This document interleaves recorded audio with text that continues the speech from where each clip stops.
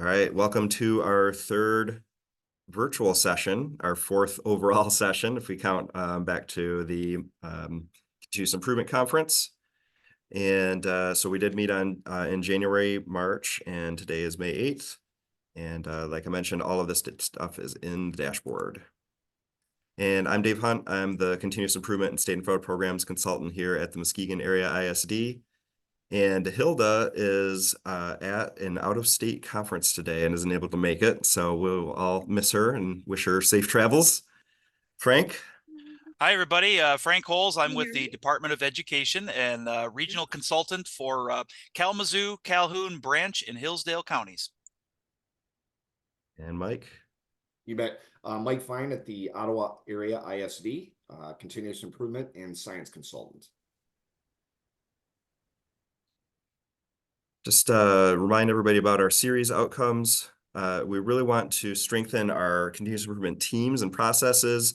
We want to build some understanding and fluency around the continuous improvement process. And we are going to actually get into the MICIP platform today. We haven't really spent too much time in the platform. We've been mostly thinking more about processes and how to work as teams.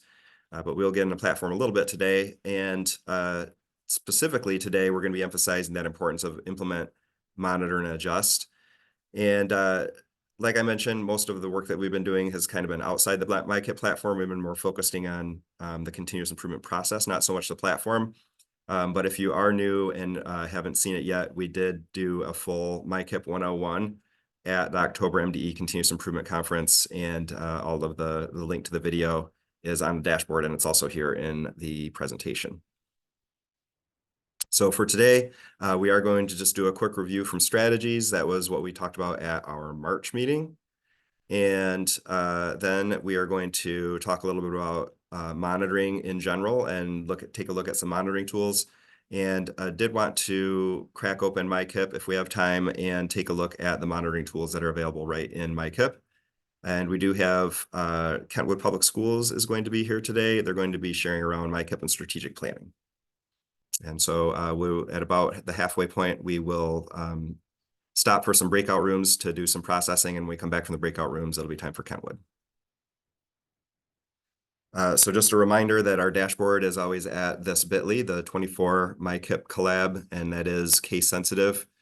You can always go there. It's also linked in the chat for today. And I really recommend that you just go ahead and bookmark this. You'll know right where it is and always be able to come back to it. We don't ever delete this. Even after the sessions are done. I actually find myself going back to previous ones to find things from previous years. So it's always good to keep those handy. And we talked about the recorded content. One question that I get sometimes is it okay for people to give out this information or use it or share it or change it or anything like that? Yes. So you can share the dashboard with anybody. You can use any of the resources, you can share any of the resources, you can make copies of the resources and change them any way that you want. That's kind of what this is all about. If you are here live right now, you're able to get sketches. If you are watching later on video, you're welcome to use any of the resources, but you won't be able to get sketches for that. And for the folks that are here today, please do make sure that you sign in right here at our sign-in sheet so you're able to get those sketches. Last couple of reminders, if you do have any questions, feel free to drop those in the chat. We'll do the best we can to answer any questions there. And you're also welcome to crowdsource any answers. We're all working on this together. We're all just practitioners working our way through this. So if you have good ideas about any questions that anybody has, or you have resources to share that we aren't sharing, you're more than welcome to drop those in the chat, and we might have you unmute and talk a little bit about them as well. All right, so getting into our content for today, just a quick recap on what we've talked about so far. And wanted to start off by showing this graphic from NERN and around implementation science. And what this graphic really represents is my favorite continuous improvement graphic.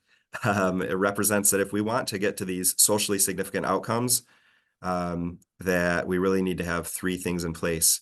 And when I think about socially significant outcomes, I think of like this was, we changed lives somehow, right? The kids could read better, or the teachers, were way better equipped to do the work that they need to do. The students were graduating at much higher rates. We reduced any kind of recidivism for the students that are being incarcerated, right? We're really looking for these socially significant outcomes, big changes that make big changes in people's lives. And the way that those happen, we really need to have these three things in place. One is effective practice. And that is kind of in MICIP speak or continuous improvement speak, that's the strategies and activities. We really need to make sure that the things that we're putting in place are effective. And that's what we really talked about at our March meeting, was how to find and put those effective strategies and activities in place. And then we need to have effective implementation. And the way that we connect that is we need to really do a very solid job of implementing, monitoring, and adjusting. And so that's what we're going to be talking about today. And the final piece of the little multiplication problem here is that enabling context. And the connection we made is that's to the team's processes and data that we use for our decision making.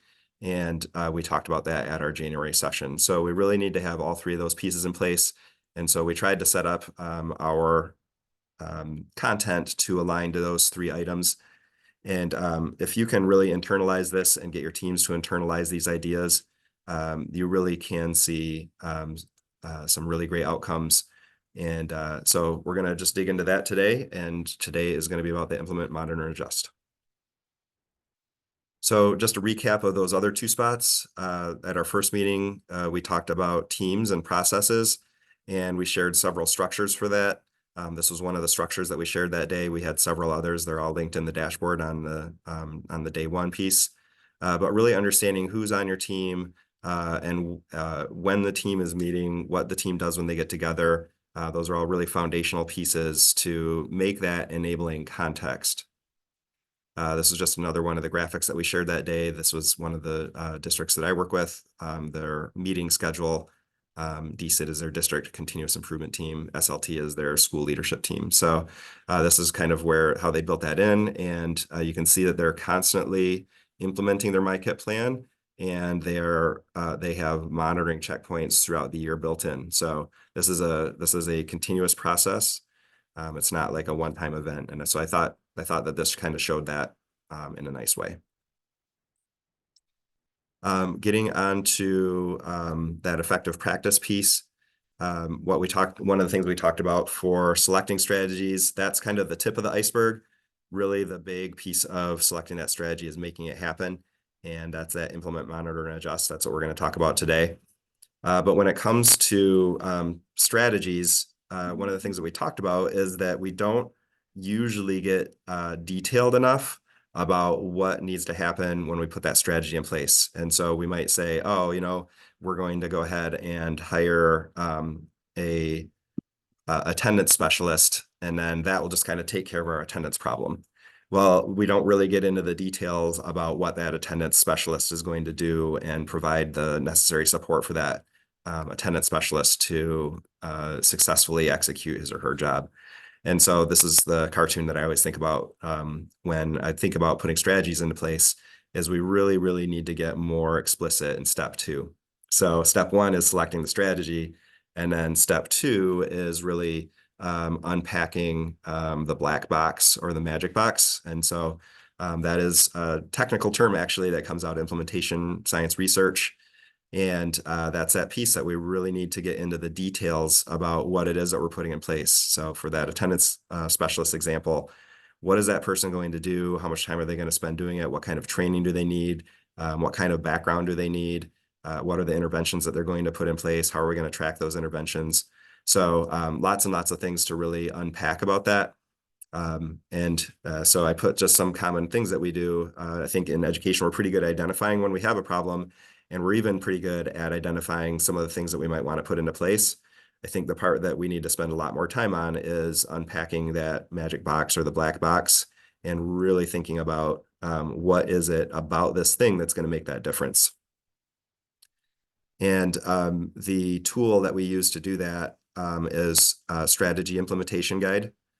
And so we shared several examples of these filled out. There's examples from elementary, middle school, and high school in the dashboard. There's also some district level examples. This is an elementary example.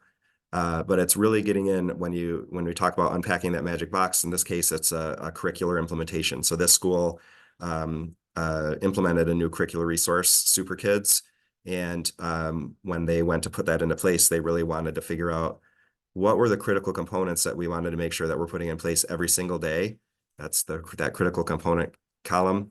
And then what does that look like in our classroom? That's this gold standard or the acceptable variation. And so then they were able to use this when they monitored to make sure that they're putting that into place. So when we talk about unpacking that magic box, we can really use those strategy implementation guides to unpack that. So we know exactly what it is we're putting into place. We'll talk a little bit about this in a bit, but all of those resources are linked in the dashboard. So that strategy implementation guide and another tool we'll talk about here in a few minutes are both right here.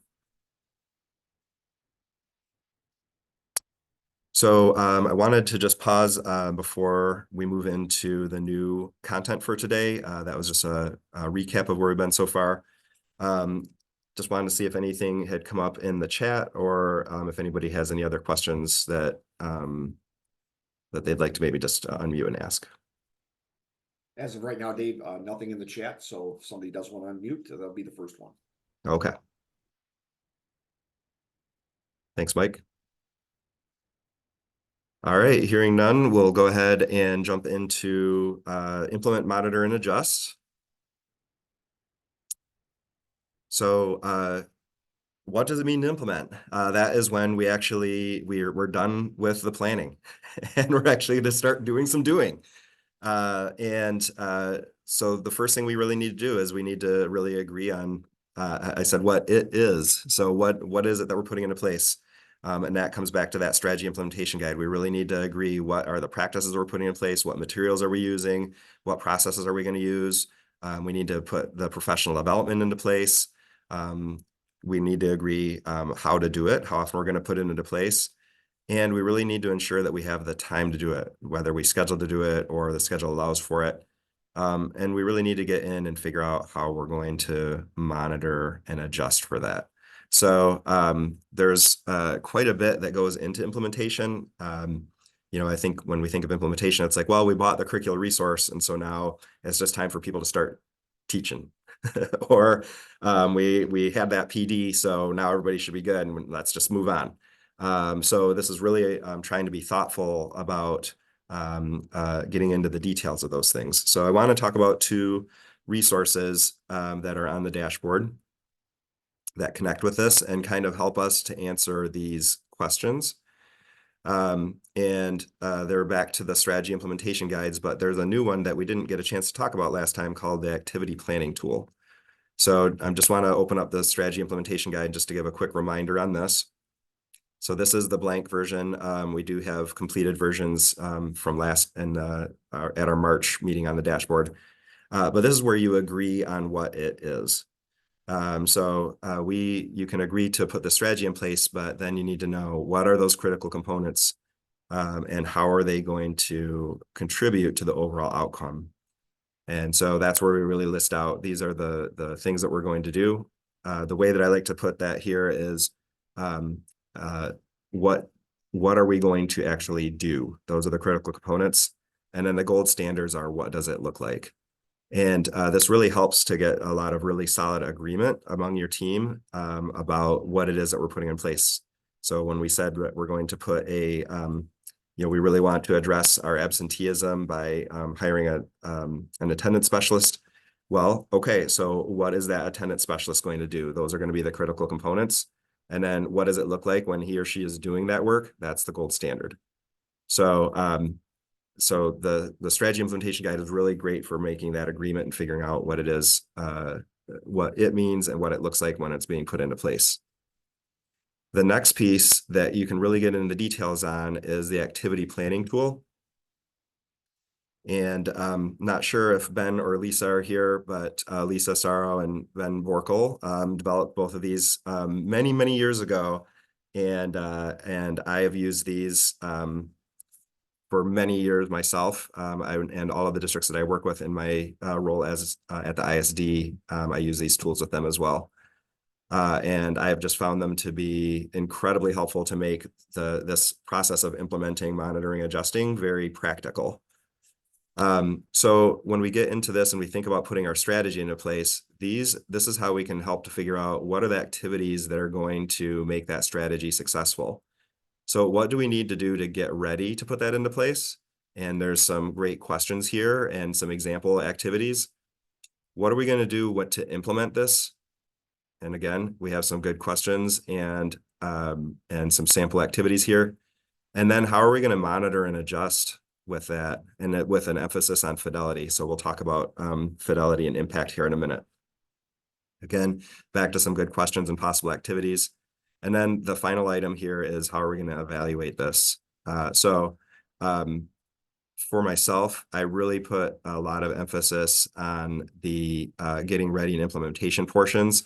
And once it feels like things are really up and running, we can start thinking about the monitoring pieces. And then evaluation usually comes a little bit later, but it's good to think about at the beginning, how will we know that this worked?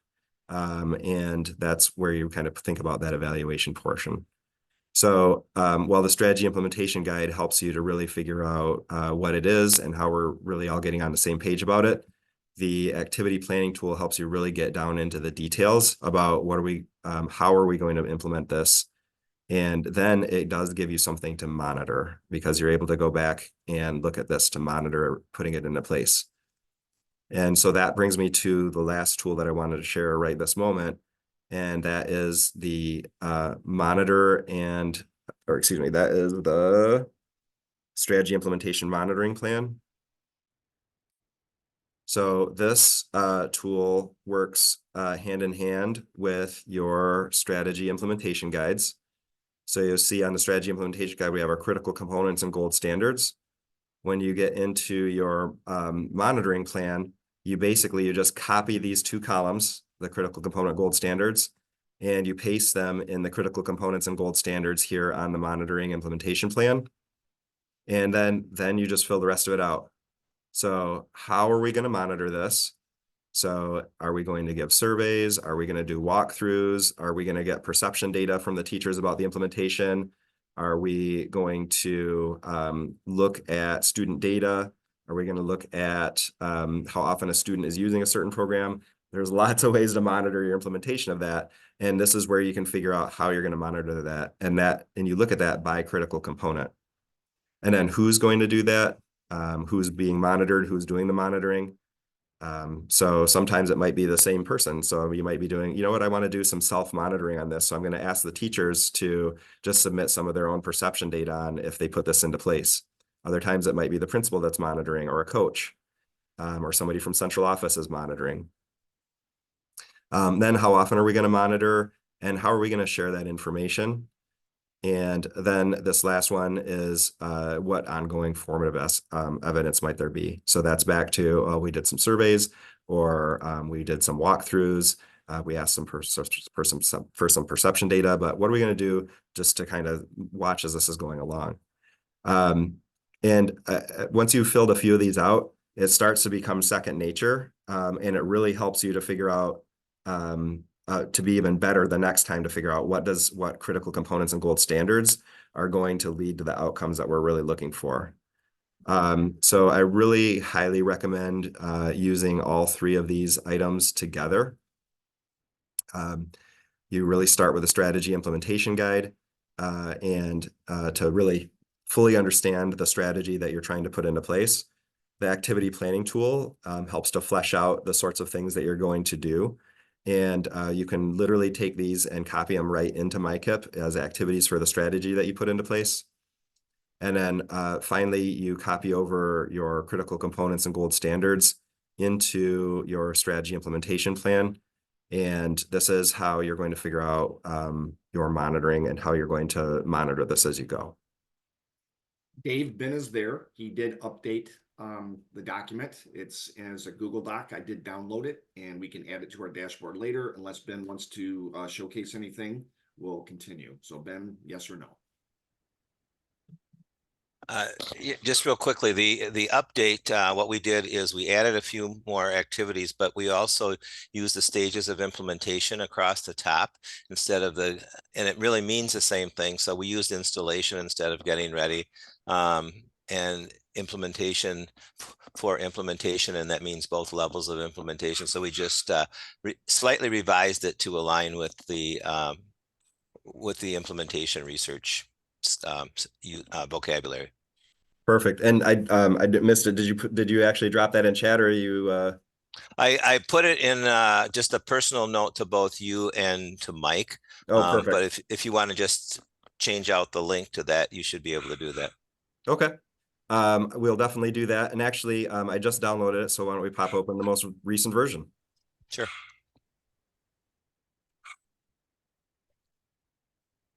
So like I said, you see that we changed the heading of the first one, and then like I say, we added a few more activities in a few places. So got it. So like updated the questions and possible activities. Right. Great. Awesome. Thanks for the most updated resource. We'll get that changed up on the dashboard. You bet. And Ben, anything else that I missed about in just introducing those materials? Nope, I think you did a good job. Thanks. All right. Well, thank you for making those. Like I know I've told you this before, but that set me on a trajectory to be very interested in continuous improvement way back in the day when I came to a PD when you're at Kent ISD. So you're welcome. All right. Did anything else come in the chat about this, Mike? Anything else come in the chat? Nope, the Okay. chat is clear, Dave. Frank and Mike, anything else that you would like to add about this portion? You know, I think the only thing that kind of came to mind, Dave, in the counties that I'm currently supporting, you know, we get a lot of folks that are using the NERN tools, a lot of folks who are tied to the MyMTSS Center. And so, you know, when we're looking at implementation, you often hear the words, you know, like the implementation science, the drivers, all the different components that you know of that are in really good implementation. Those are all going to fit everybody in, you know, in that category of the tool that David just showed. So even though it seems fairly simple to say, okay, well, implementation has just this one column, there's so much depth that you can take that into to really make sure that, I think to Dave's point earlier, you don't just give a box of curriculum to every teacher and walk away, you know, because we know what that's going to happen. That's going to become a great doorstop, right? So making sure that we have had the time to go in and really explore, really get our installation in, and then take that time to really dive deeply into the implementation and what do the pieces are that our staff needs to really make this, you know, to make it stick, you know. And I'll add one thing. What I would do if I was the facilitator of a team meeting is just to look at these tools before ever you start filling them in, just to get some familiarity with your team members so that they understand the context before just throwing the sheet on there and say, this is what we're going to do. So just a word of caution. Dave, one more thing, if I could just really quickly, that came to mind. So we designed this activity planning tool both for planning, but also for reflection. So if you're implementing something and you're finding that it's not getting the impact that you want, one of the things you might want to do is to go back, see what you've put in your plan, and either actually write out in these boxes the activities you have and see if there's anything missing, or just review the lists and see might there be something that we should have put in place that we didn't, just even in terms of the in this version, the getting ready to implement, that might make a difference in terms of our overall impact. Yes, I'm sorry, Laura. What I just said was maybe I need to speak louder, is that just before you start to use the tool, just kind of unpack it with your team members so that they have the context in where you're coming from, because sometimes as facilitators, we see these tools before our team does. So it's just a matter of making sure that everybody's comfortable with what you're using before you actually start to put the tool in place and to monitor whatever initiative or strategy that you're doing. Hopefully you can hear me better, Laura. Yes, thank you very much. Yeah, thank you. Sorry about that.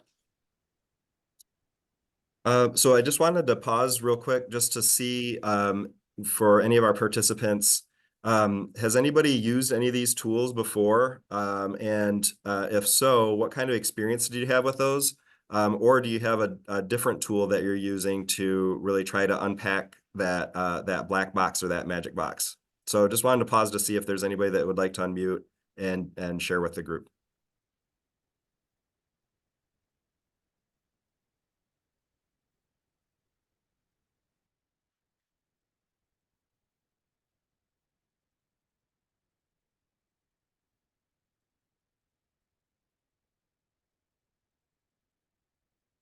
All right, I practiced my Zoom wait time there. So again, if you do have any examples and maybe you didn't feel like unmuting, if you had any examples you wanted to drop in the chat just for anybody to see anything that anybody else is working on, you're welcome to do that.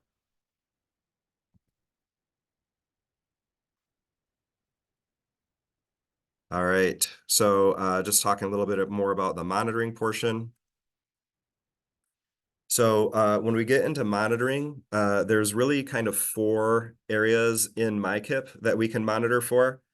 The first 2 really kind of are a little, I would say, maybe self-evident, and the other ones really you need to think a little bit more about. And so I'm going to talk about these ones first.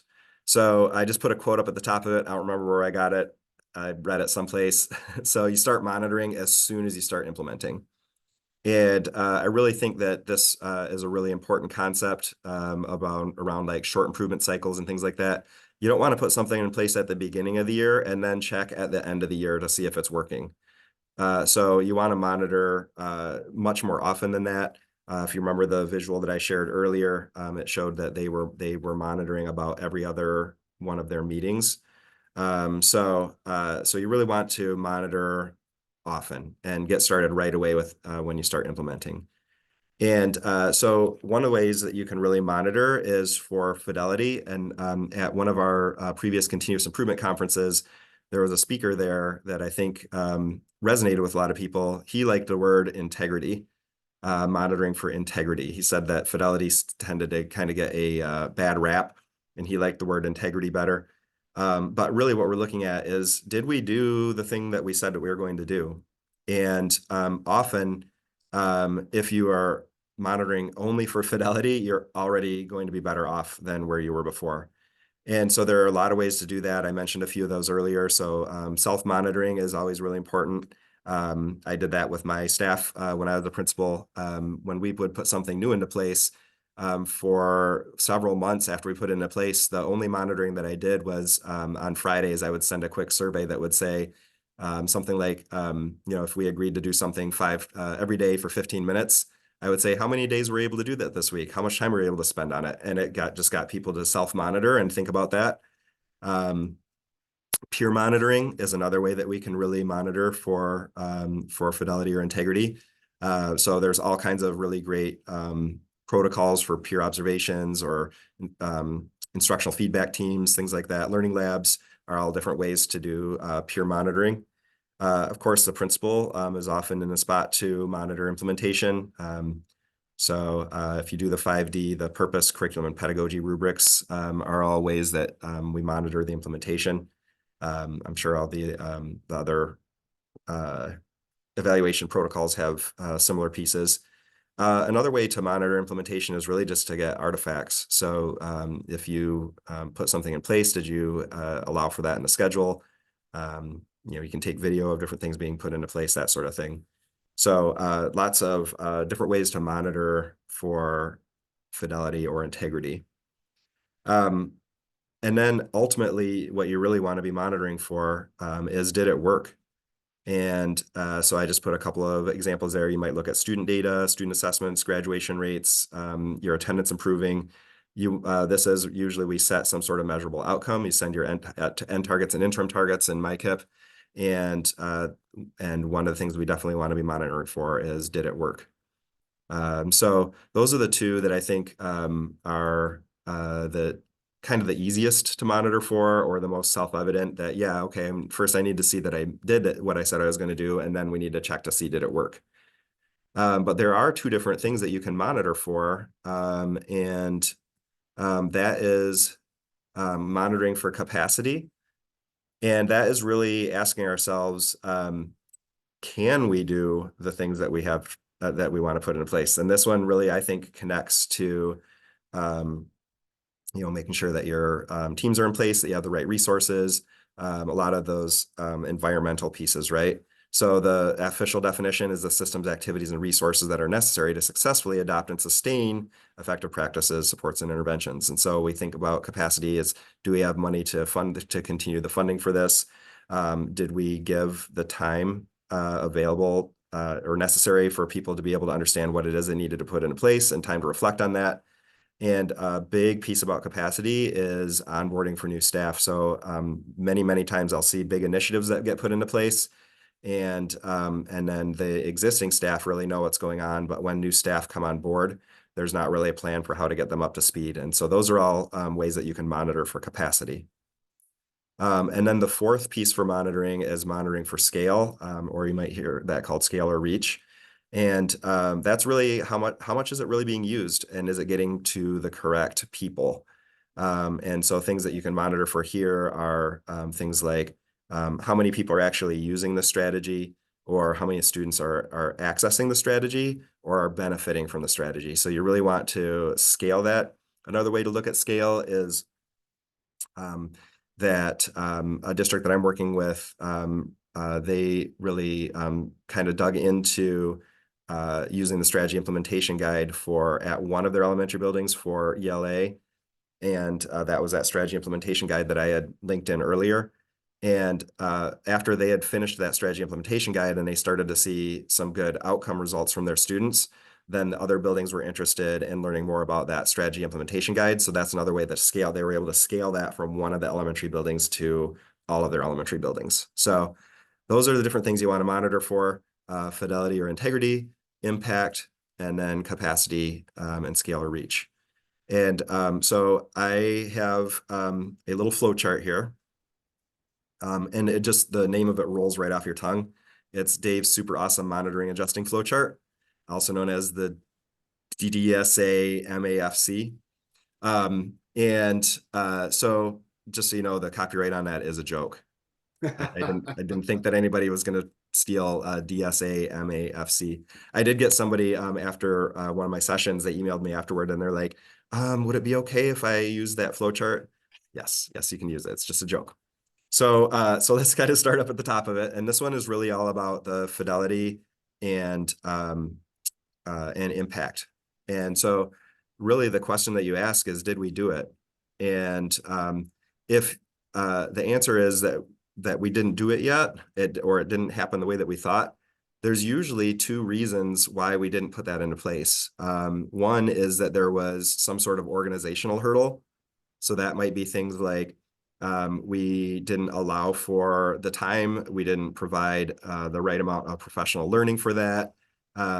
We didn't ask for feedback before we moved forward, right? So there's usually if something didn't happen, one of the reasons is because there's an organizational hurdle. And so what you really need to do is you need to adjust those systems and make some adjustments to that. You need to examine, make some adjustments. And like Ben mentioned, you can go back to your planning tool to really think about that and ask these questions. And so sometimes it's an organizational hurdle. Sometimes it's a know-how hurdle. So we just don't know how to do that. And that is really more of a professional learning piece. Or if you've done professional learning, it gets into coaching and supports. So the way I like to think about when professional learning is needed is when you're monitoring and you're seeing that it's an everybody problem or a most people problem. That's usually something you need to go back to and give some more professional learning. But if you're monitoring and you're seeing that it's just there's some isolated things, maybe it's one teacher or one grade level that's having some more problems with that, that's more of a coaching situation. You really kind of understanding when more professional learning is needed and when coaching might be necessary is really the way that you get over that know-how hurdle.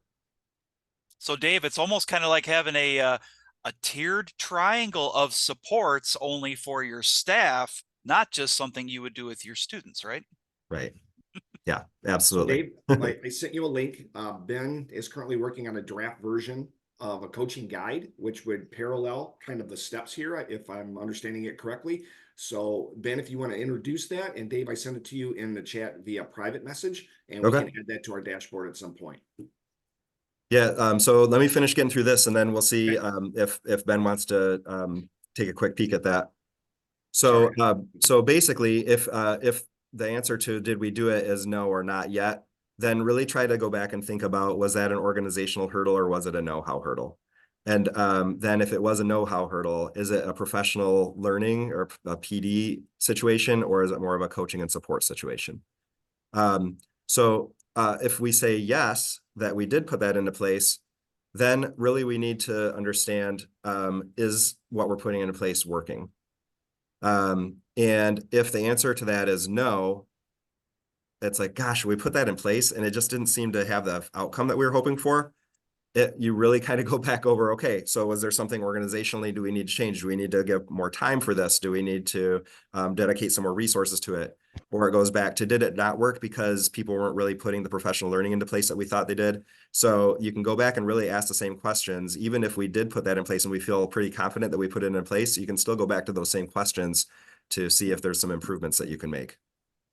So, but if we can say yes, that we are putting in place, and yes, it is working, we are seeing improvement in outcomes, then you really kind of keep in that cycle until your targets are met.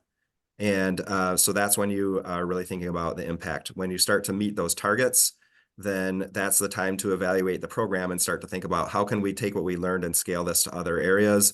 Or how can we, this worked really great when we put this in for the new ELA implementation. How can we take what we learned and put the same thing into place when we're implementing the new math curriculum? So even when your targets are met and you feel really confident about what you're putting in place, you can start to use that information in other ways. So I really highly recommend thinking about this. I have had people that have taken this and then they've kind of mashed it up for their own processes, but they've used the concept, which is great. And I know it's a little bit of a kind of a simplified version of it, but hopefully it kind of gives a visualization to that concept of monitoring and adjusting.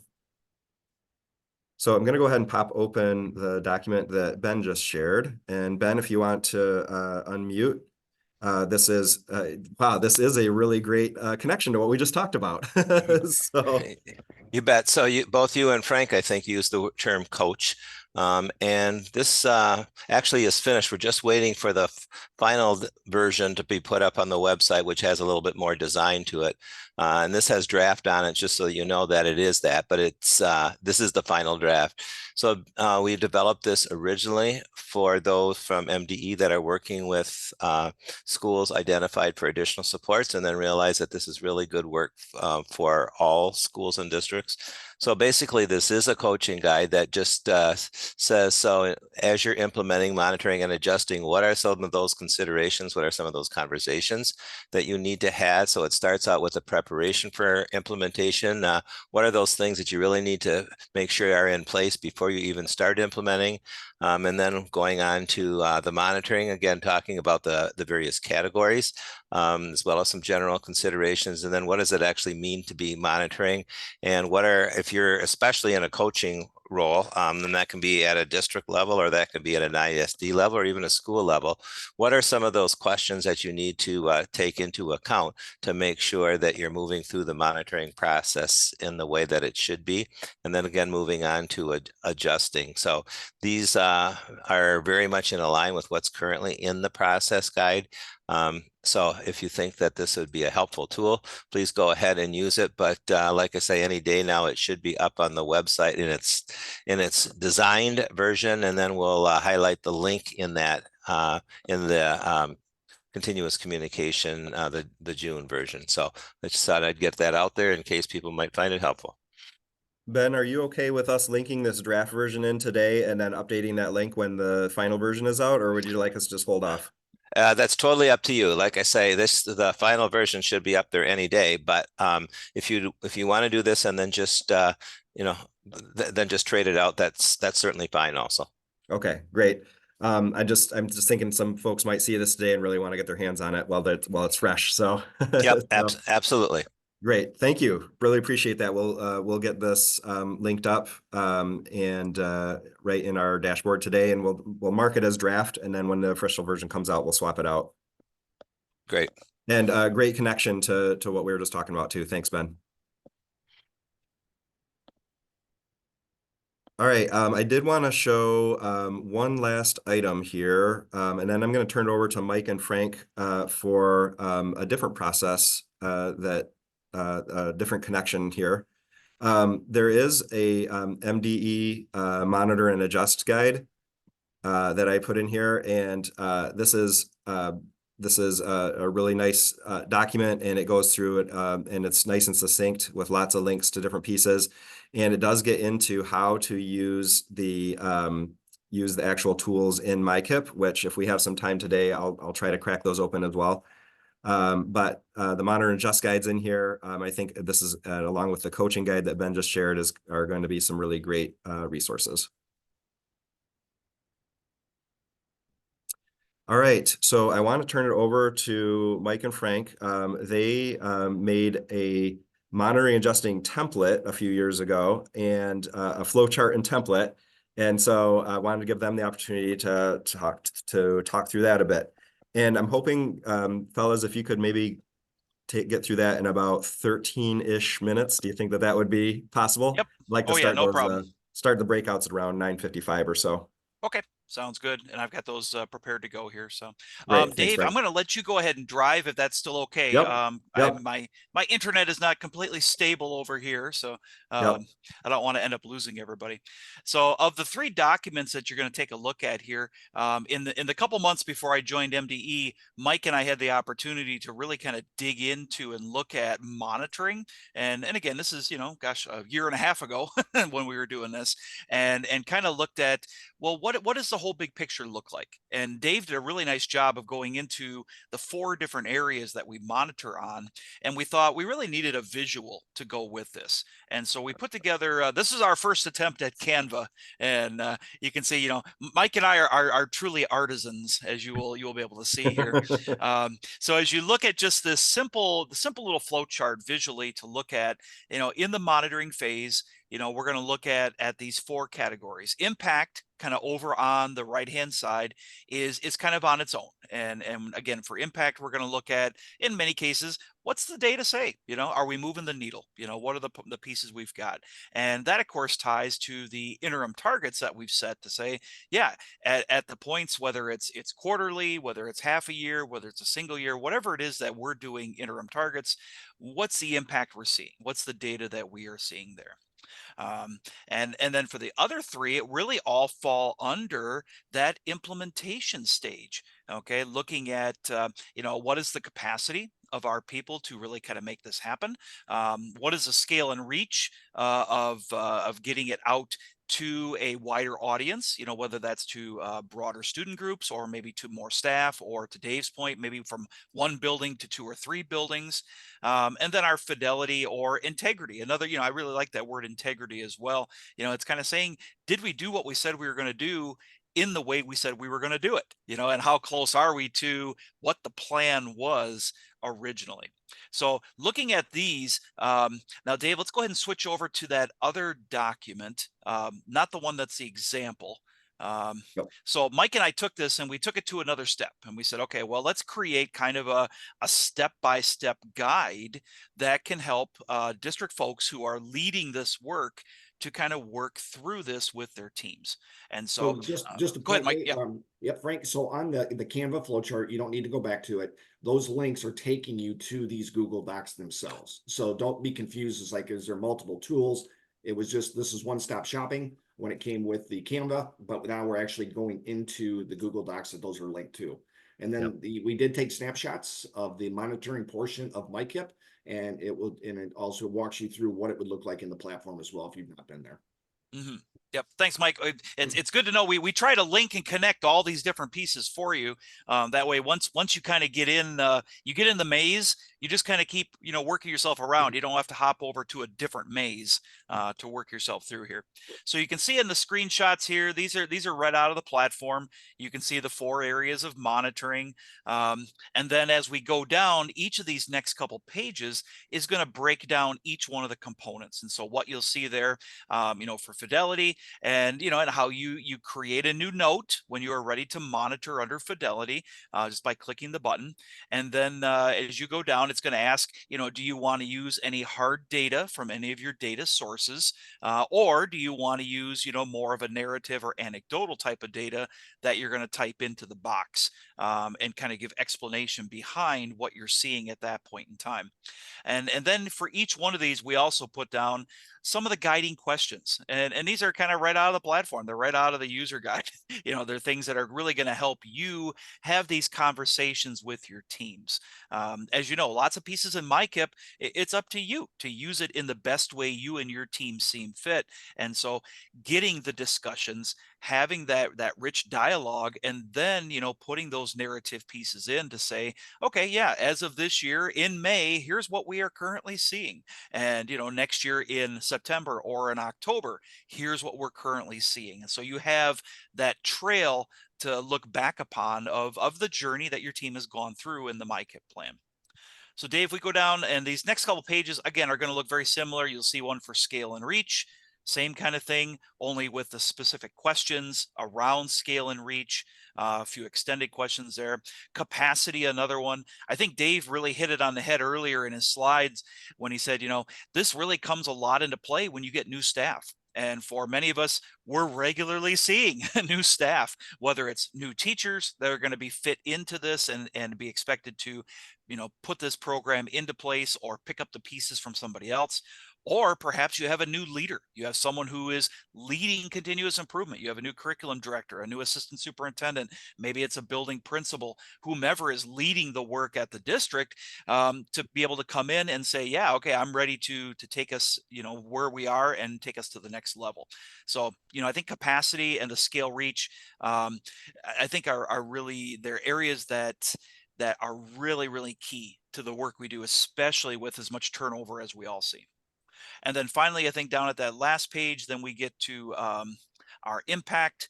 And again, you can see the impact again for your interim, your end targets, and creating your notes and tying it back to the data that, you take it all the way back to the beginning, to the data stories that we wrote. And, what are the pieces that we're seeing that, tie back to where this whole journey began. All right, so let's take a look at an example, because Mike and I thought, okay, it's great that we have this, but let's give you a real life example. And so we fabricated a situation here for a fictional district. And so the document Dave is showing right now is that same document, only I've overlaid some little pink boxes here that show, in this case, here's the situation. Here's the district that we have created. We've created a sample goal of increasing percentage of students feeling safe. We're going to measure it by our annual student survey. We've got a strategy under that goal. We are incorporating PBIS district-wide. And then we have several different activities that you can see there. So that's kind of our situation that the rest of this document is going to flow from. So Frank, let me just interject, Yep. Go back to that page. So just to be clear, that pink area, we thought it was very important to keep that in front of us, having to try to keep going back in MICIP. So we just captured all of it on the very main page so that it would keep us straight without, as Frank said, about getting lost in the maze. So that is not in the MICIP platform. That is something we put as part of our template. Yep. Thank you, Mike. So now as you scale down, we gave a couple of examples. So the first one here under fidelity, you can see old Frank, he put in these couple notes after our team meetings, and nicely MICIP dates these for you. So notes created by Frank, on September 22nd, all of our buildings shared Swiss and TFI data. Okay. So, we're getting a little bit of narrative pieces in there to be talking about what are we doing along the way. Now, a couple months later, you can see Frank added another note. This was in February of 23. Based on the monitoring, we had 7 out of 10 sample teachers had been teaching those initial lesson plans. So it's not like I have, hard data that I've pulled in from a different data source.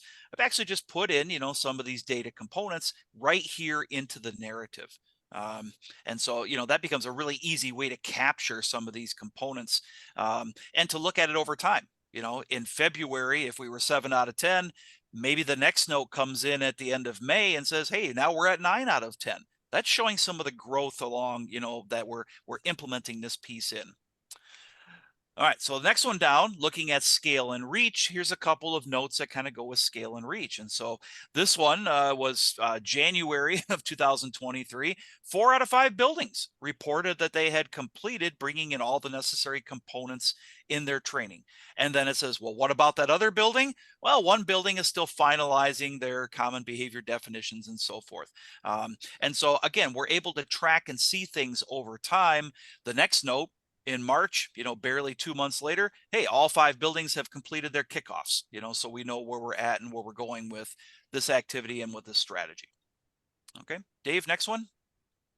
Mike, can you jump in here if I forget anything? Okay, I'm getting old, so. You got it. All right, so our next one here. So now we've got some notes. And, we're looking at this one here was December. All the school level PBIS implementation teams had completed their final day of training. So, maybe this was with an ISD team or something that we're working with.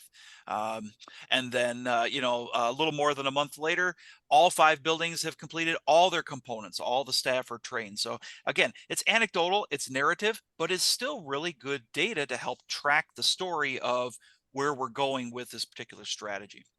Okay, Dave, let's go down to the last one here. All right, so now we get down to the impact pieces. And again, this would be pieces where, I would think you would want to start to put in some of those little hard data components, places where you're collecting, either PDFs of your data or you're pulling it in. If you're using Munitrix or using another source where you can pull pieces in real easily, this becomes really nice. But again, you can still do things in the narrative form. And so you can see here, I've got one that's kind of an end of the year, a June note. Schools shared their results. Here's what they saw. Here's some of our thoughts around it, some of the discussion that our team had. Swiss data was shared, so we had things shared at the school levels, passing the info up to the district levels, and giving some overall pictures. 2 out of 5 buildings showed a decrease in office referrals. 1 building increased, and we have a note about what we think might have happened there. So things that we'll want to check on as we, head into the new year. And then even it had an adjustment note down there as well. So we can put in a number of components into the monitoring just to continually check on where are we at. Impact, that might make sense to do that twice a year. Depending on your context, you might do it at semester end of the year. You might just do it once end of the year. If you're doing fidelity, you might have several notes. Maybe you have a note every time your MICIP team meets, and you're able to put, here's the updates from all of our building principals. Here's the things that we know that are, kind of moving the needle, on a little more of a scale that's closer to the classroom level. Capacity, you might monitor that one infrequently. Just depends on where you see your context pulling that in. So, there are no hard and fast rules with MICIP about where and when you need to do X number of monitoring notes. There's no minimum required. Your regional consultants are not going to go in and start counting and see how many you have. This is for you and your team based on your context. All right, Mike, other thoughts? No, I just put in the chat that monitoring doesn't have to be complicated. It's not like we always have to have hardcore numbers when we put in there. These were, Frank and I were trying to capture a conversation of what a team conversation would look like, even though there's one person inputting it in the platform. So the goal here was to keep it very simple and to keep something that is probably everybody's mind in the state of Michigan is PBIS or MTSS, whether it's academic and behavioral, just something that you could use and say, wow, this isn't really that complicated. We are just summarizing our conversations. So thanks, Frank. Yep. All right. Thank you, fellas. So at this point, I do want to head into breakouts. Frank, can you set those for 10 minutes, please? You got it. And we will we'll drop this into chat also. But really, what are we doing for monitoring and adjusting? If you're using some of the functionality in MICIP, how are you using it? How often are you using it? Who's involved? And then if you do have any really good monitoring processes in place, how are you celebrating the successes from that? And what are you doing for your adjustments? And then one thing that we always put on there, what resources today might be the most helpful for your next steps. So at this point, Frank, let me just paste that in real quick. Okay. Yep, I'm ready to go. You tell me when, and I'll click the button for opening the rooms. All right, so I'm pasting this in right now. All right, so everybody should have that in the chat. And Frank, go ahead and start those up, and then we'll see everybody in 10 minutes. Okay, so we've got it set for 9 minutes, and then you'll get a 1-minute countdown timer, and you should automatically be assigned to a room. See you all back in a little bit.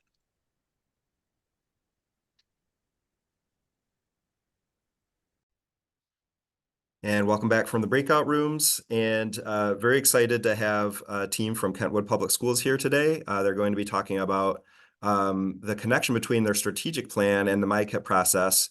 And I would like to introduce Sunil Joy, and Sunil is going to introduce the rest of his team. So much appreciation to all of you. And around 9:55 or so, I'll invite you to wrap things up so we can wrap up our day today. Or excuse me, around 10:55, not 9:55. We're past 9:55. Yes. So I'll turn over to Sunil. Yeah, thank you, Dave, and thank you all for the opportunity to present with our team here. So this is actually a presentation we've given a few times now. The first time was a few months ago at the MDE Continuous Improvement Conference. We've also had the opportunity to present to a similar group in Kent ISD as well. But in the 22-23 school year, we went through a fairly comprehensive strategic planning process. And through some work with the MDE, Ben Borkel, I think he's on the call, we were able to integrate that fairly seamlessly with the MICIP. And it was brought to our attention that this would be something that'd be good to share with other districts around the state. And so hopefully you gain a lot from some of the work that we've done. Definitely don't have it all figured out. It's still a work in progress, but again, hopefully we could share some learnings here today.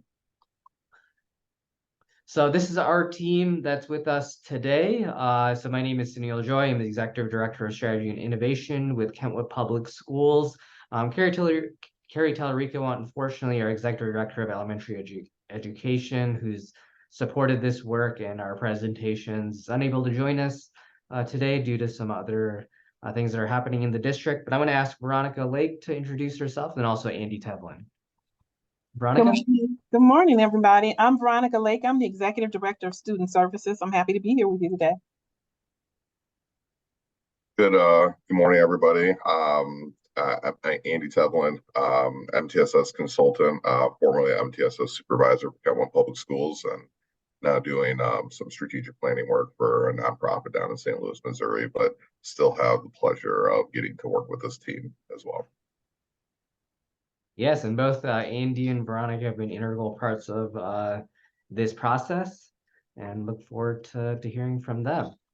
So some of our goals for today, number one, as I had mentioned, is to gain a deeper understanding of our strategic planning process. We're going to go in depth on what we did over the last school year and currently, and then, of course, how we intersected that with our MICIP plan. So to kick things off, Andy's going to walk through our call to action. Yeah, so, I'm going to read this because it was really a powerful piece of qualitative data that we received through the process. So the school as a system adapts to an entire education system rather than on a case-by-case basis. And the entire staff is included, even if they disagree with administrators on some issues. This is a growth mindset. Right now, barriers to implementation go unresolved and implementation success goes unrecognized. Existing barriers are becoming more pressing, requiring individual teachers to solve problems on their own instead of addressing problems in a systematic way. Implementation success become only temporary wins because the leadership team did not make a concerted effort to institutionalize why the success has occurred. Systems change occurs when overcoming barriers are communicated and celebrated on a continual basis. So that was feedback that we got from a KPS staff member early on in the process of gathering feedback. And you're going to see as we're going through the next few slides how this was a really important catalyst to looking at having a strategic plan and really systemizing what we were doing in the district. So before we get into the strategic plan, I think it's important to know a little bit about Kentwood Public Schools. I'm sure a few of you have heard of us, but there's a lot of districts in Michigan. About Kentwood, so we're located just south of Grand Rapids. We enroll about just under 9,500 students in the 22-23 school years. We're the second largest in Kent County behind Grand Rapids. We're actually one of 3 Kent ISD area school districts that's actually experiencing significant enrollment growth. That's certainly not the trend in the state of Michigan. And we're also the most diverse district in the state, and we're the 4th most diverse in the United States. So what does that actually look like and mean? So this is data from the 21-22 school year, race and ethnicity data for school districts, public school districts around the country and in the state and in Kentwood. So to break this down, our Asian population in Kentwood is about 14% of the population. Compare that to 5% and 4% for the United States and Michigan. Our Black African American population is about a third of our demographics compared to 18% and 15% for the state and the country. 17% Hispanic, so much higher than Michigan, a little bit lower than the United States. That's true of Michigan as a whole. And then about less than a third, 27%, 25, about a quarter or so, are white students compared to 64% in Michigan and 45% in the United States. It wasn't always like this, though. Kentwood has definitely changed over the last 20 to 25 years. This is data from 2002, 2003 through 2022, 23. So about a 20-year period. We've seen a 40% increase in our Black or African American population, 146% increase in our Asian population, and 211% increase in our Hispanic Latino population. If you look at language status, 160% increase in English learners. This is from 2009-10 to 2022-23, so even shorter period of time. And if you look at just the 20-year period, 20 years ago or so, Kentwood had about 37% students of color. Today, we're at 74%. So in many ways, Kentwood looks like what the rest of the state looked like 20 years ago. And so if anything, Kentwood is kind of a signal for what may come in the rest of our districts in the next 20 to 25 years. So a bit about our strategic planning process. Again, this work kicked off in the fall of last school year, 2022-23 school year. I was led by a 27-member team, strategic planning team, that included staff, administrators, so teachers, principals, central office staff. We had some parents and community members that were all a part of this team. We basically met on a monthly basis and conducted our work throughout the school year. We also had some support through education consultants who do similar sort of strategic planning work around the country. So that work kicked off again in the fall of 2022.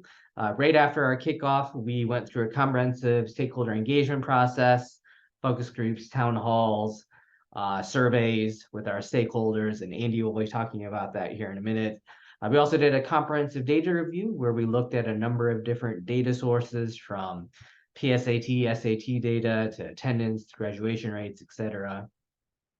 From there, we took that qualitative and quantitative data and came up with some key themes, findings, and feedback, and that helped form our goals and initiatives. After that, we had our first reading with our Board of Education on our strategic plan, and it was formally adopted in May of 2023. During the summer months, our team came together and drafted work plans around specific initiatives within our 4 strategic plan goal areas, which again, we'll go into depth here in a minute. And then during our staff kickoff for this school year, fall of 2023, We formally introduced a strategic plan during our kickoff meeting to our entire staff, and essentially talked about how it was formed, but also what are some of the things we'll be working on as a part of that strategic plan for this school year. So I mentioned that comprehensive data review. Some of the data points that we looked at, the quantitative side of things, that is, we certainly looked at the demographics of our district over the last 10 to 20 years. That's some of the data that you saw that came from our strategic planning process. We certainly looked at our academic data. We're in the business of teaching and learning. We have to look at that.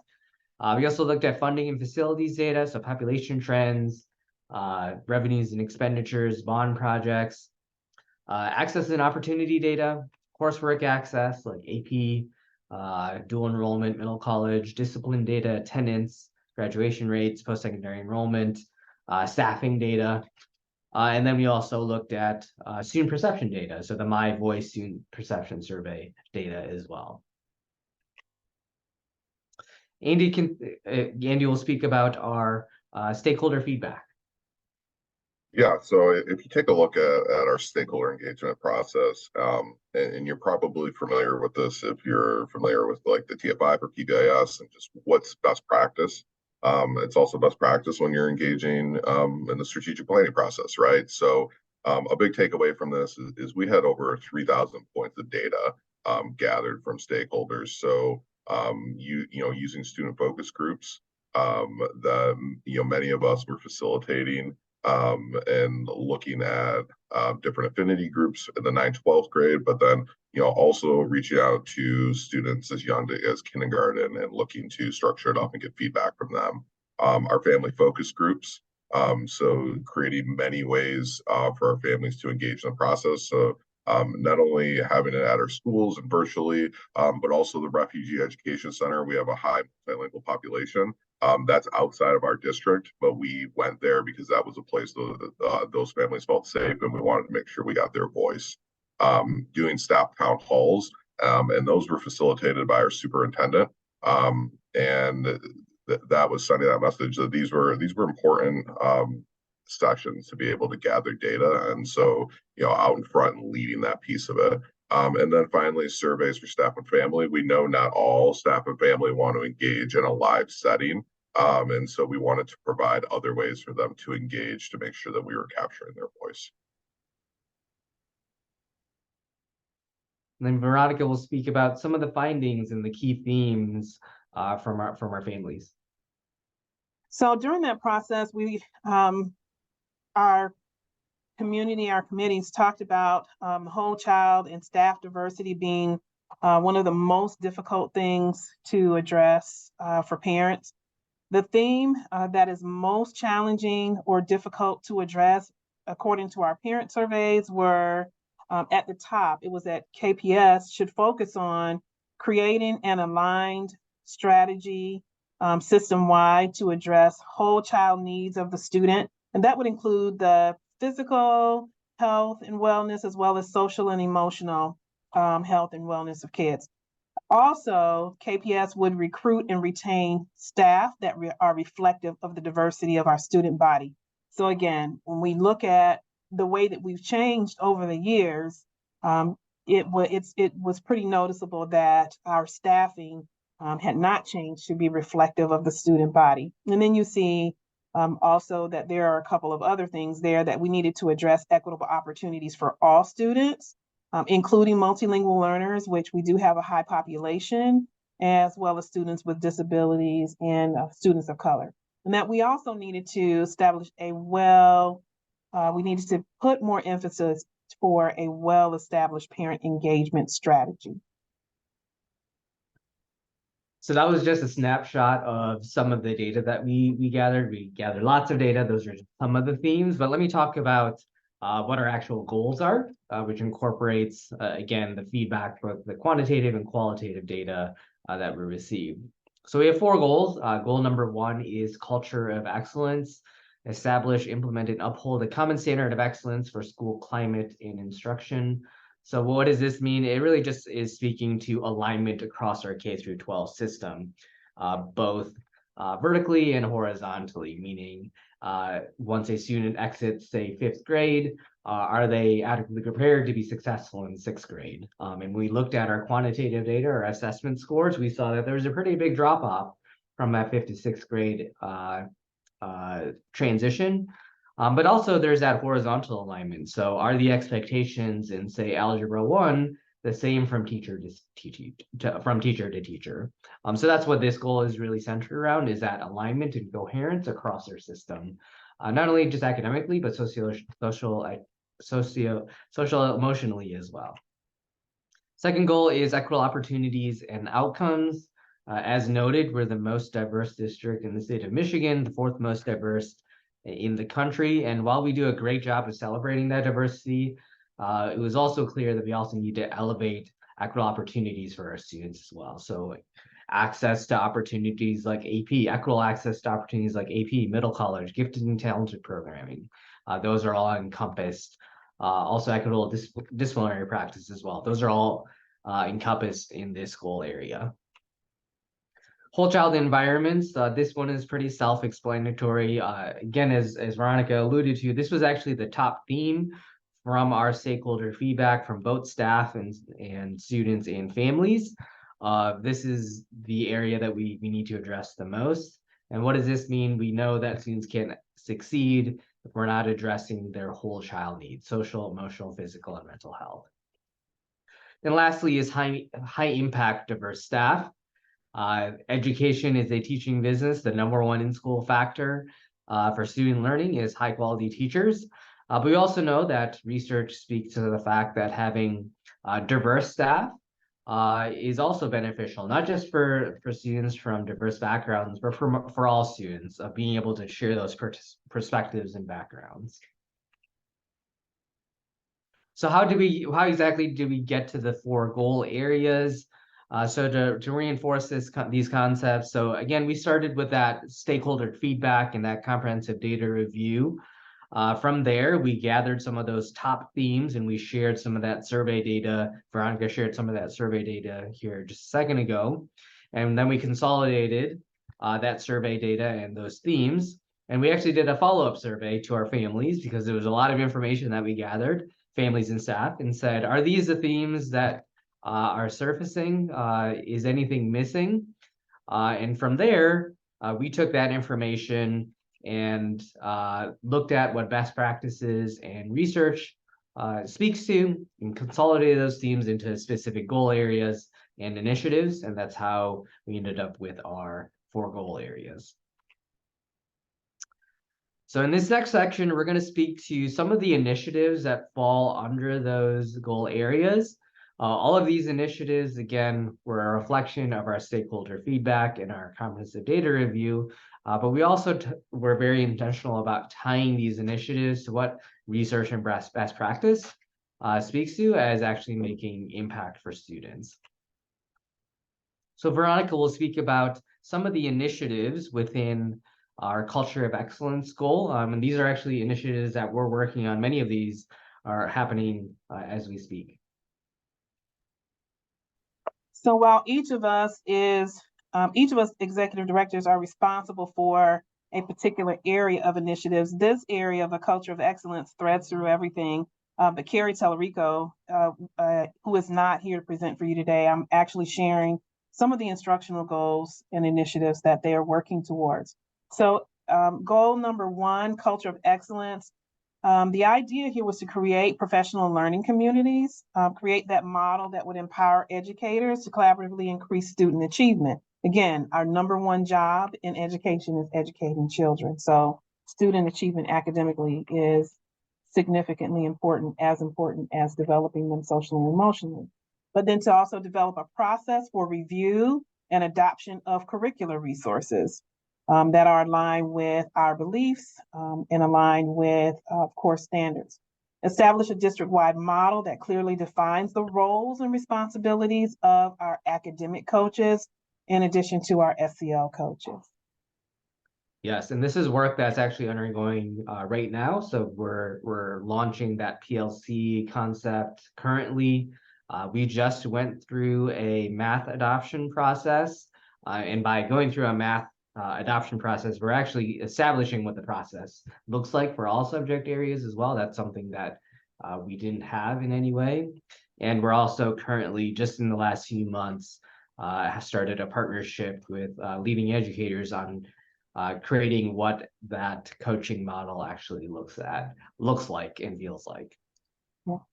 And if I can add to that, Sunil, part of what our staff in our surveys, our staff were looking for greater alignment system-wide, in addition to making sure that there are processes and procedures that we can all count on, and that things are not just a building by building, things are not just developed building by building, so that we have more of a systemic process for things.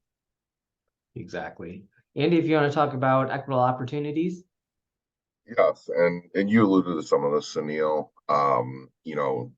Doing comprehensive reviews of our program offerings, and making sure that we're providing those opportunities and access for historically under-resourced students. For example, our Gifted and Talented program, we conducted like a program review of that, looking at who had access to that, what schools they were at, and then made adjustments off of that. So that was a big objective underneath this goal. And there's other ones that we're going to be looking at: early middle college and advanced placement, and they're in progress right now. But it's really celebrating the fact that of our diversity, but also then taking the next step and creating more equity of opportunities for our students. Thanks, Andy. And Veronica, if you want to talk about some of the work happening under the Whole Child Initiative. Yeah, again, so this was one of the areas that was extremely important to our families as well as our staff. Post-COVID, we are all faced with things. We have a whole new reality and way that we're operating. So the initiatives under Whole Child are ensuring that there's a welcoming school community by implementing strategies that are related to belonging. And those are restorative practices, social emotional learning, and positive school culture. In addition to that, we're identifying and establishing and leveraging those partnerships to assist with that broader student wellness needs before, during, and after school. And because, again, the whole child piece, we wanted to make sure that they have the resources that they need, that they would use in order to support them academically, but just in developing just good people around a good rounded person. So we are leveraging those partnerships. We know that we're not in this alone and we can't do this alone. And so those partnerships are extremely important. We do have after school programming, and you will see threads of our strategic plan throughout that program as well. We have mental health agencies that are working very closely with us, not that we're just referring students out to, but who are also coming on site to support with groups and other activities within our schools.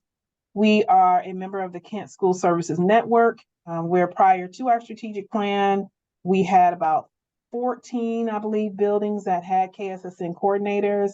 And since that time, we now have all schools in our district, all 17 to include our early childhood center, have a Kent School Services Network coordinator who helps with developing those partnerships that schools need in order to work on a daily basis. And then we also work very closely with Corewell Health. Prior to our strategic plan, I think the first year that I was here, we had about a 0.2 of a nurse district-wide.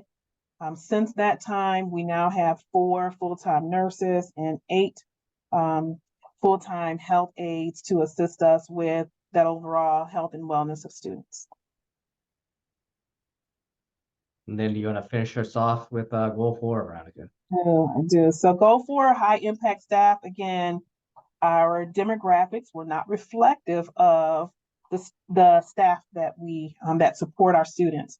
But we wanted to ensure that we establish partnerships with post-secondary institutions and community organizations so that we create career pathways for individuals from diverse backgrounds, so that they are, again, here working with our students. Part of those programs, some of those programs that we have are Grow Your Own fellowships and working with HBCUs to recruit students to come to Michigan, but to work with us here in Kentwood. Developing a high quality induction program. Again, we wanted to recruit and retain a highly diverse staff. And we've all struggled over the last couple of years with staffing, and particularly in some areas where, we're challenged across the nation. So we want to make sure that we've got those high impact educators here working with our students. And we also have a new teacher mentorship program. We're collaborating with Teach Michigan on some initiatives and many, many more. Thanks, Veronica. So that was just a sampling of some of the initiatives within our strategic plan. Again, the strategic plan is 3 to 5 year plan. Those are just some of the initiatives that many of which we're working on right now in this school year, which leads us to our work plans. So in addition to having a strategic plan, having goals, having initiatives, we also created work plans under each of those goals and initiatives. We use a project management tool called monday.com to help facilitate that. And this is going to be important because it helped with the integration with the MICIP. Each of the work plans include specific action steps and phases, roles and responsibilities for different folks within our district and outside, and then timelines and status updates as well. So we're going to walk through an example of one of the initiatives within our strategic plan. So this falls under Goal 1, Culture of Excellence. And Veronica actually mentioned this initiative in the previous slides, but initiative 1.3.2, develop an instructional coaching model that incorporates evidence-based academic and social emotional learning best practices. So Andy, if you want to start by talking about the phases that are within those work plans. Yeah, and so the actual initiative and like what's in there is not necessarily important for you, but just the process of what we went through for this. And if you notice the phases and kind of what they encompass, and you're familiar with any kind of continuous improvement program, I like using National Invitation Research Network out of North Carolina, Chapel Hill, but you could really look at anything, right? Any framework, and it's going to have somewhat of these same phrases or same phases. So, we broke each one down as the planning phase. So understanding our current needs, doing the data analysis, identifying opportunities and needs. And then phase 2, the communication, engaging with stakeholders, getting some vision planning and alignment. Phase 3 being the rollout or implementation phase. So where the rubber meets the road, and then phase 4 being that evaluation and feedback phase, so the fidelity monitoring. And so the hope with seeing that is that you all are seeing some connections with what's asked for within the MICIP plan, with how we laid out a work plan and then aligned it. Yeah, and Andy made a great point. The actual initiative itself is less important than the actual process itself, and that's really what we're trying to highlight here. So the action steps part of things is the actual steps within each of those phases. So to work off the example of the developing an instructional and coaching model, the action steps within planning would include things like just evaluating our current state. What sort of expertise or training have our current cohort of coaches, academic and SEL coaches actually received, whether that was cognitive coaching, leading educators coaching, TNCP coaching, just to understand what our needs are. And then also a part of the planning is identifying, based on those needs, who are some potential partners that could support us through that work, external partners. Right now we did end up through this process, end up partnering with Leading Educators, which is an external national organization who's supporting us in this work. Veronica, do you want to talk about the RACI framework within our work plans? Yes, I do. This is an area where we struggled as we were putting all the pieces together, but pretty much like just the improvement process itself, just trying to be really clear in identifying not just the goal, the strategy, the objectives and all those, but how does it actually get done and how do we hold ourselves accountable for it? So if we take a look at this sample work plan, we use the RACI framework. So it's the who's responsible, who's accountable, who's consulted, and who's informed. So the person responsible is a person that is actually doing the work. They complete the task or objective or make the decision about that. And if you look at accountable, so it's the owner of that work, who is the person that's got to sign off on it, approve it, and move on with the action steps. Consulted are those who we need to give input before the work can be done or signed off on. And then informed would be anyone who needs to be kept in the know or in the big picture. And if you look at the other areas off to the side, you can see where in some areas where we got, the accountable person for something might be a principal, might be an executive directive, who's consulted. Those are our CO team or our cabinet, in addition to coaches with regard to this particular goal. Then the last piece of the work plan for us was timelines. So within each of the action steps, when do we actually expect that step to be completed by? And then also progress updates. Is that action step done? Are we working on it? Are we stuck? Have we not even started that specific action step yet? So that's all within our timelines and status updates. So then how does all of this translate into the MICIP? So on the left, all of you probably recognize that is our MICIP plan. Intrinsically, it is linked to our strategic plan goals. So on the left are our MICIP goals, and on the right are our strategic plan goals. And we were very intentional on making sure that these two plans are really one and the same. There shouldn't be two different plans because they both have the same intentions and same outcomes at mind. So we have our equitable opportunities goal, our high impact diverse staff goal, culture of excellence, whole child environments. Again, no different from the MICIP to the strategic plan. The other piece that you'll see that is linked is the MICIP asks for that data story and those data sets. Well, we already did that through our strategic plan process. So you see, as you can see, we uploaded the assessment data review that we did. Again, what you see here is our strategic plan comprehensive data review. And so that easily translated into the data story part of the MICIP. Then Andy, if you wanted to talk about the managed strategies part of things and the root cause and hexagon tool. Absolutely. So, I think one thing the team at MICIP has done a great job with is providing research-based strategies for how you can look at root cause analyses, find out if strategies and initiatives are a good fit for your district. So whether it be the hexagon tool, 5 whys, fishbone activity, you're really just taking that work that that you're going to do either in the strategic planning process or when you're meeting with like your executive teams or a team that's looking at balcony level planning in the district, and then bringing that over to that process that you used. You're bringing that over to the MICIP tool. So that was something that we were able to do. We went through a hexagon activity for some of our initiatives that we were launching, and that was something you just copy and put that over what your findings were into the MICIP tool as a way of both tracking and showing evidence that you had gone through that process of vetting.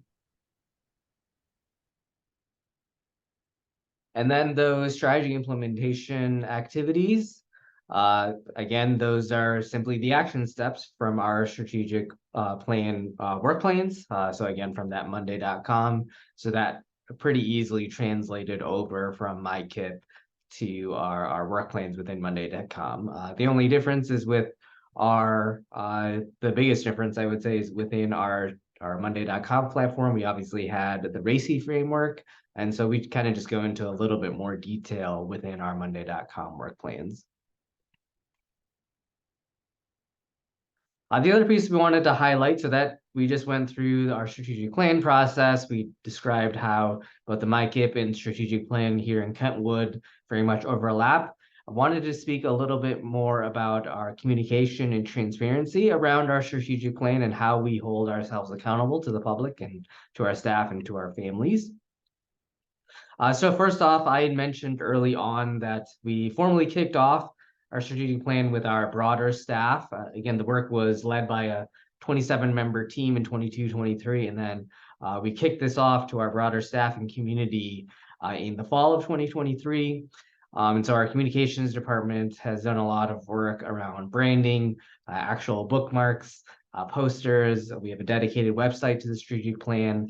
We also have our monthly newsletters, and in every monthly newsletter, we highlight one of the goal areas. So in this case, this is our October newsletter. We highlighted the whole child environments goal, and then just spoke to different work that's happening across our district to keep that strategic plan at the forefront in our work and in the minds of our staff and families. The other pieces that we also did is we also created a public transparency dashboard. So hopefully you can see this. You all be able to see this? Yep. So this is on our website. This is a dashboard that we created that actually enables anyone, members of the public, to track the progress across any of our goal areas. So let me actually jump into one of these goal areas. 1 second. So here you'll see goal 1, culture of excellence, all of the specific initiatives that fall under that goal, and then overall progress toward that goal area. And this is actually linked to our work plans that you just saw in monday.com. And so once we make progress in those work plans in monday.com, it gets fed into this dashboard. So obviously the public dashboard doesn't have that level of detail that the work plans have, but this just speaks to what progress are we making on specific work or initiatives.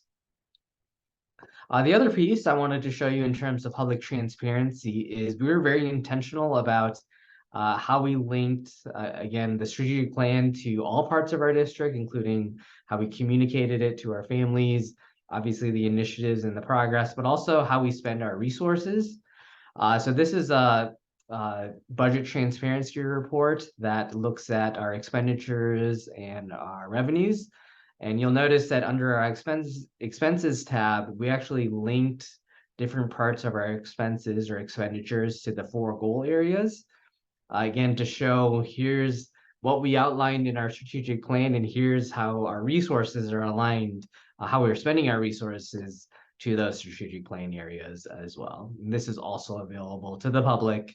Again, we're very explicit on linking that to our strategic plan as well.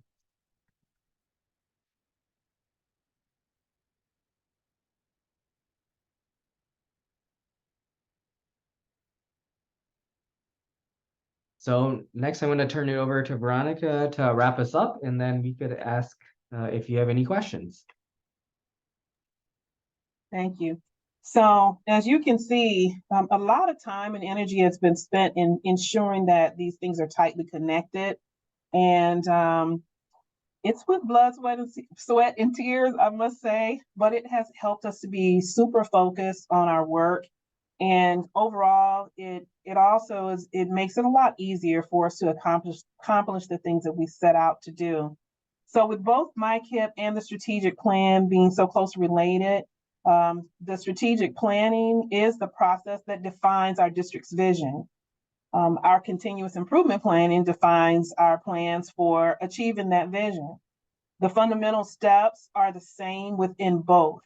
We use those tools and resources that have been shared regarding the hexagon tool, the fishbone. We use those in a lot of ways. It's really exciting to be engaged with a building that's working on something, and to hear someone say, "Hey, why don't we use the fishbone diagram to work through, help us think through this process?" So hopefully those are becoming practices that will, permeate the district for years to come.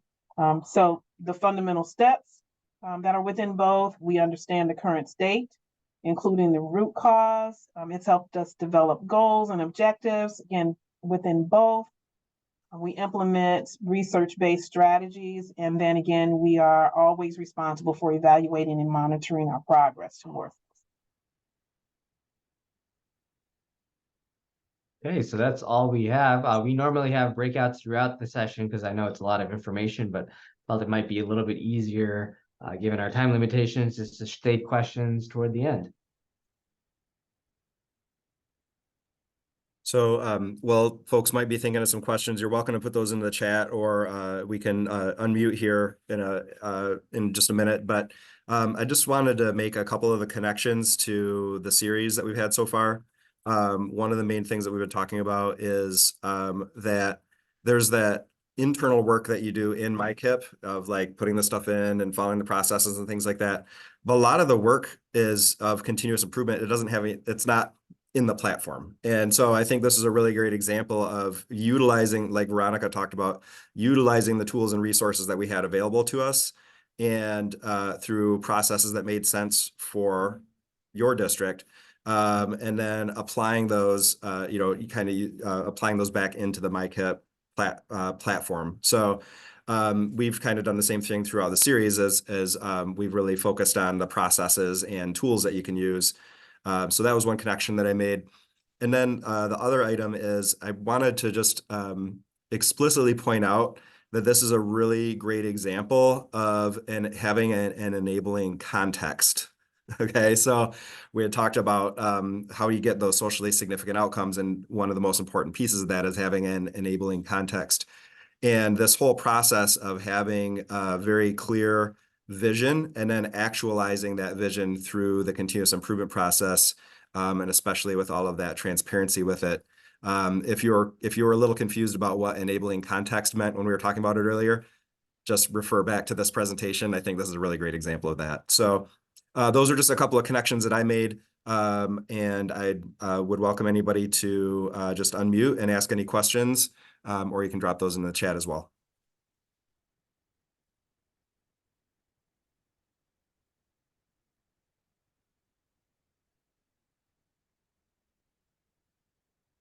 So I actually have a question. So, well, maybe some other folks are formulating theirs.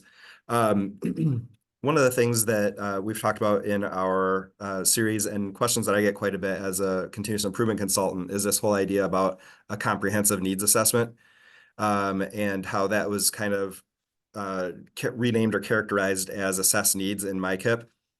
And clearly, when you started this process, that was a great example of a comprehensive needs assessment. You had mountains of data. I can't remember the amount of data points that Andy shared, but I remember him saying this might have been in the thousands. So you had lots and lots of data points.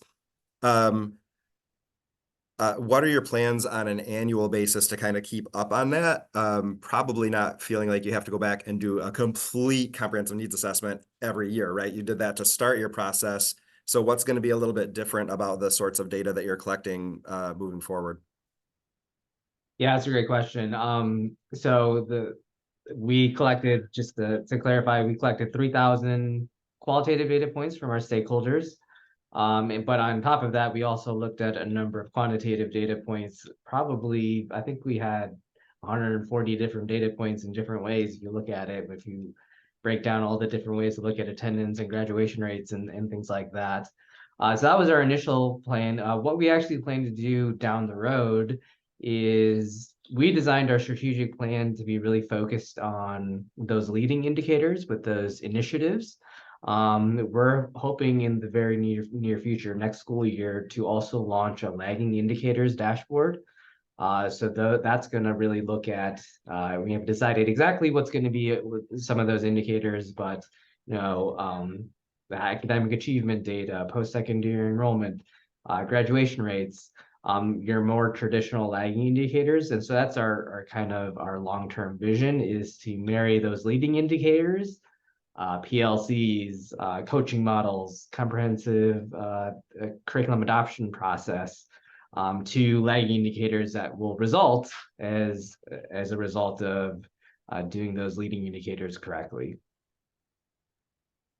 If I could add to that, Sunil, so the comprehensive needs assessment, we use that data so much for example, when we're writing grants. See, Sunil and I were working on a grant this morning, and we were able to go back to what was already created within those comprehensive needs assessments. We knew which data we would need to look at. And so naturally, if updated data is available, you're automatically going to look at whether or not there was a change. And so I think once it's all laid out that way and you use it, I use it with my teams, we use it within the buildings, we use it within our leadership teams. So I think there's always this natural progression of updating it, not like it's a stop and drop moment where, hey, we got to do another needs assessment and update this data. I think we are assessing our practices along the way. So it's a lot more fluid than anything I've probably ever experienced in my career. It's actually enjoyable, but it's stressful at the same time. If I can add on to like bringing that down to like the building level,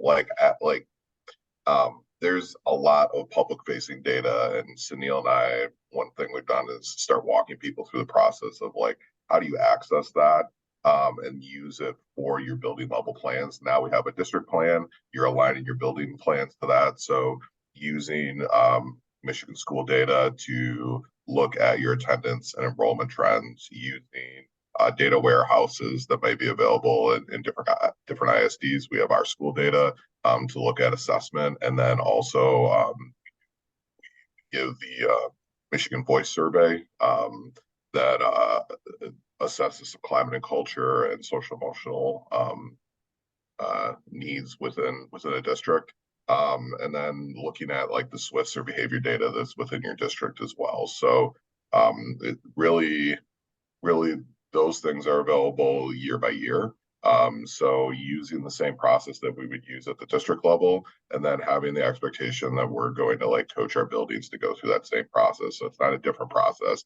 It's just that same process. We drill down further and further into grade levels and then teams as we go through it. We use the same best practices.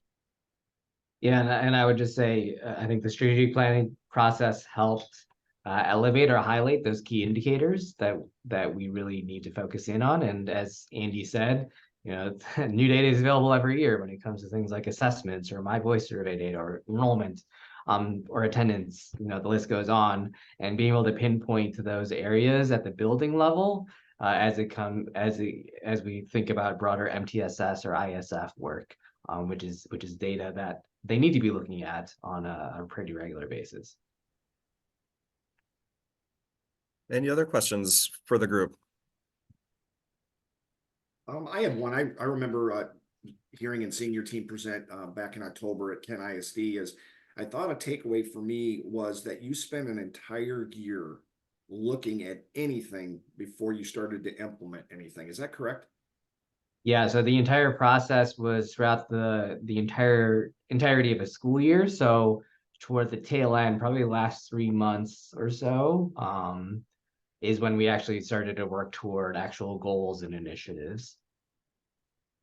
And so there were some things that we were working on based on what we already knew. However, that implementation shifted. It was either refined or maybe we added more teeth up front. Again, so there were some things that we were working on, but because our data was showing that we don't have a systemic process in place for actually getting this to sustainability. So we had to make some shifts and changes. And we're noticing that even now throughout the process that, wow, we thought that this would be something we would actually get to, by this point in time, but maybe we need to adjust that because we are, we're not there in terms of practice, in terms of whether people are ready to implement something in that way. So, yeah. Well, I really appreciate all of your time. Wanted to make sure that I know that a couple of you have a hard stop time. So just a big appreciation to the team. And we do have just one last quick activity that we're going to do here just to wrap things up. But thank you so much for sharing all of that. And if anybody had a question that they weren't able to pose, you could drop it in the chat. I can make sure to send it via email, or you can email it to me. I'll get it connected to the team. So Thank you so much. Really appreciate the efforts that you've been putting in for your district, but also for being so willing to share that out around the state. So thank you for that. Thank you Thank for the you. opportunity. All right, so we do have just one last quick activity. I'm going to share my screen real quick.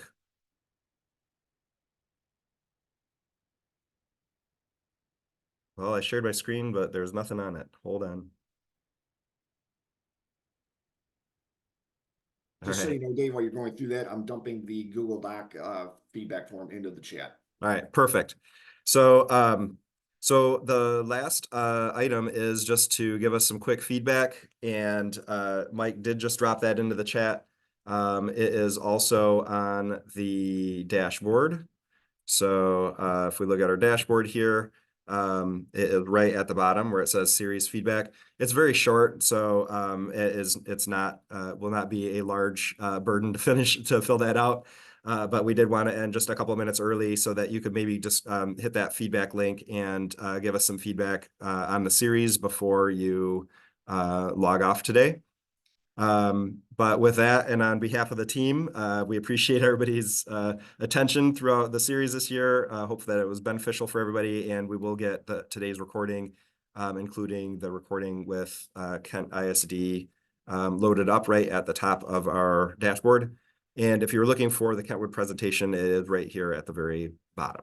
So with that, I'm going to go ahead and stop the recording, and we'll all be hanging out in here for a few minutes if anybody has any specific questions.